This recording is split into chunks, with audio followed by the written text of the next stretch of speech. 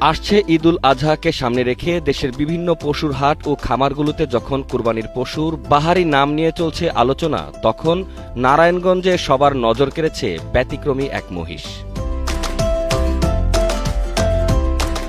চেহারা ও চুলের স্টাইলের সাথে অদ্ভুত মিলের কারণে গোলাপি এই মহিষটির নাম রাখা হয়েছে ডোনাল্ড ট্রাম্প। আর সেই নামেই এখন সামাজিক যোগাযোগ মাধ্যম থেকে শুরু করে পুরো এলাকা জুড়ে চলছে ব্যাপক আলোচনা। শহরের পাইকপাড়ায় অবস্থিত রাবেয়া অ্যাগ্রো ফার্ম থেকে ৩.৫ লাখেরও বেশি টাকায় বিক্রি হওয়া এই মহিষটির ওজন প্রায় ৭০০ কেজি।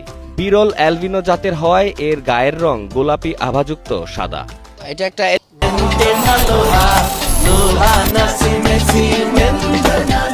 অ্যালবিনো জাতের মহিষটা আনুমানিক 10 মাস আগে আমার রাজশাহী সিটি হাট থেকে সংগ্রহ করা ছিল।